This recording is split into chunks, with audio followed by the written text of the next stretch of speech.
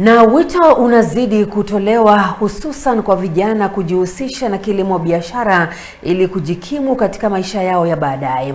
Waziri wa kilimo katika kaunti ya Vihiga amewasihi vijana kupiga teke umaskini na kukumbatia ajira ya binafsi kwa kujihusisha katika kilimo biashara. From this farm, what we are encouraging our youth is to actively participate in agribusiness. We have been doing agriculture. Agriculture has been a culture which has been practiced for a very long time, and it has rendered our people poor. But now we are evolving into agribusiness. Agribusiness means you invest in farming. Msongo, mimi ni mkulima hapa Msembe, wa nguruwe, ng'ombe na kuku. Kwanza wakati nilianza hii shughuli, nilienda kwa rafiki yangu kule Murang'a. Nikakuta amefuga nguruwe, amefuga ng'ombe, but alinipea challenge sana pande ya nguruwe. Akanionyesha how vile nguruwe zinaweza kuwa safi, vile nguruwe unaweza kaa nayo, na hapo akaanza kunifunza vile faida ya nguruwe kwanza. Akaniambia ukiwa na nguruwe 10 ama ukiwa na nguruwe 2 mothers, uanze nazo na zikuzalie watoto kama average ya 10.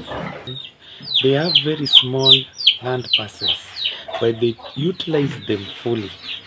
Like at Mr. Eric's farm, there are several enterprises. There's the dairy industry, there's the piggery unit, there's even the poultry unit, there's even the rabbit unit, in a very small space which has been fully utilized. And we really encourage our youth to come and learn. This is a learning center. What we normally say, you just take a step at a time, one step at a time. You don't have to do everything.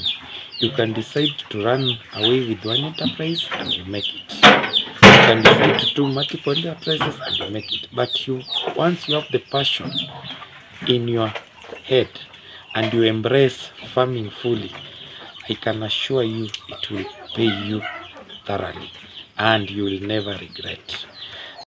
Hii challenge ya kazi iko, but nikimiza vijana, ukipata kwa some source of the income, ukiwa na around 10,000, let's say average ya 50,000, kama unaweza pata around average ya 50,000 na uinvest kwa mambo ya nguruwe, na usiende ukachagua nguruwe mingi zenye zitakushinda kulisha.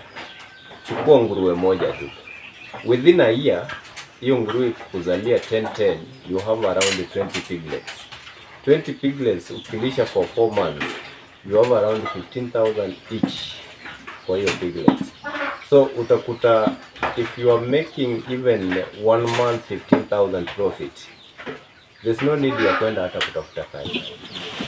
Hiyo pigging